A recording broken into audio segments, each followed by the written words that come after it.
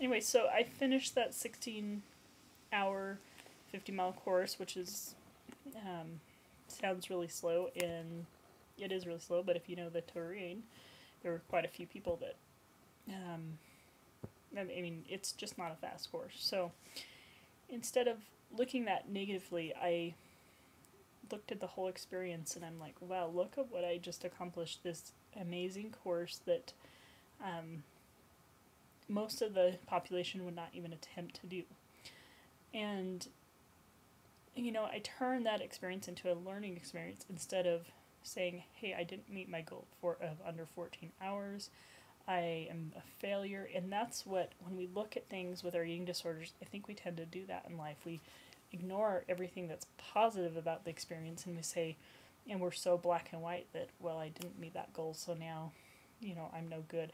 Yeah, whether it be grades, whether it be diet, anything, if you put all your effort into it and all you get is a C, then you should feel proud that you put your best effort into getting that grade, and you know that you did everything you could to get there, and that's an accomplishment. I had, when I went back to school the last 2 years to finish my undergrad degree in behavioral science, I wasn't quite sure which direction I was going at first. I thought I was going to go into psychiatric nursing and just finish my undergrad and then go into a fast track nursing program. And so I took 2 organic chemistry classes. The very first time I took that class, I got a D. Or maybe it was, I think it was a D, not a D, even a D plus. This is, and I had put all my effort into that class, but that was at the very beginning when I was starting to improve with recovery. I had been in recovery for probably, I'm not even sure, not even 6 months at that point. And I had just begun to make progress, and I was just coming out of a state where I probably had needed inpatient care, but I had avoided it. And that was, it was difficult just to get that grade, and I had so many things going on, and so, but instead of looking at that as a failure, I signed up for that class again. I learned from the experience, and I learned how to think in that type of scientific field, because when you're taking behavioral science classes, or you're taking a different concentration, you have to think a different way. And when you're going into sciences like chemistry, anatomy, those kind of classes, it's a completely different way of thinking. And so the first time, I wasn't dumb and stupid, and had I been at a different place in recovery, I might have taken that as a complete failure and severely punished myself through some of my diet or exercise rules, and maybe even used exercise as a form of punishment. But instead I looked at that and I retook it, and the next time around I got a B in that first chemistry class, and I was really proud to get a B, because it was such a hard class, and I got A's. I mean, I've had straight A's in every other class. I pretty much had a 4.0 in the last 60 credit hours, except for my 2 chemistry classes that I took. I went on to take a even more difficult chemistry class after that, an organic chemistry class, and I got a B in that class the first time, and that was, I loved that class. And sometimes the subjects that we struggle with the most, we end up loving the most. And I didn't get an A in that class, but I learned more from that class probably than from a lot of other classes, because it made me challenge myself.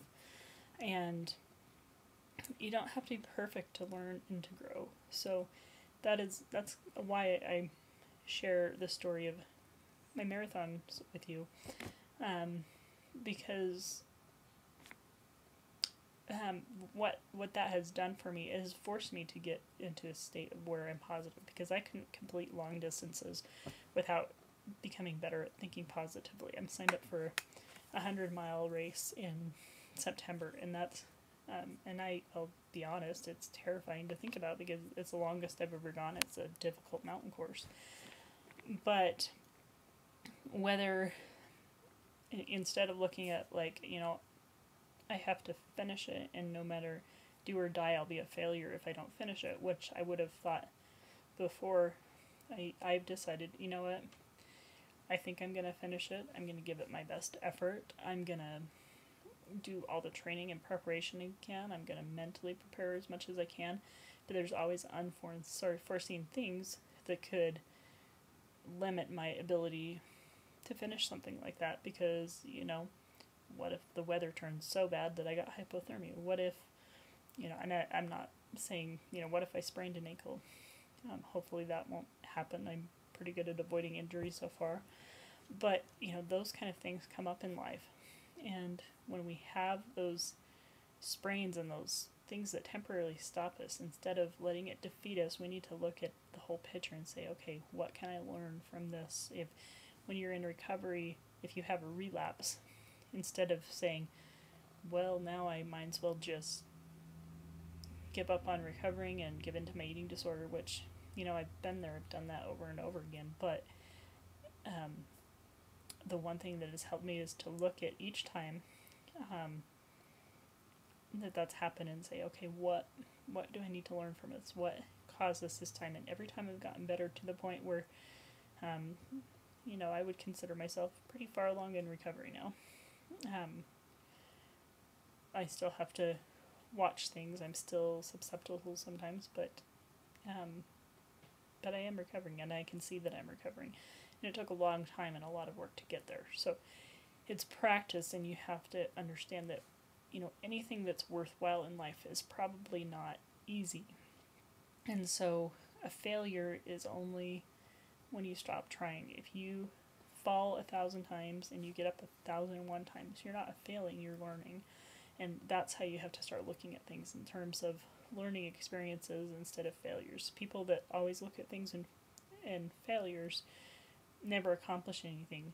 It's people that fail and fail and fail until they get it right that accomplish things. If you read histories of a lot of great athletes, and that's why I recommend that book too. There's a lot of really good stories about athletes that have had to, one that have been at the back of the pack and not necessarily the fastest runners, but have gone on and practiced over and over again. And the same with basketball players. There's a lot of, African American basketball players who, some people will go and say, well, it's your genetics because you're black and that's why you're good. But if you really look at the people that are good, it's not because their genetics. I mean, they may or may not have ability, but, they're in there practicing over and over again while their friends are out playing video games. They're looking at each failure and analyzing it. On this run, I slowed down the run and I said, okay, I'm going to analyze this course and analyze what I need to work on to get faster, instead of saying, oh, I'm so slow and I'm a terrible runner.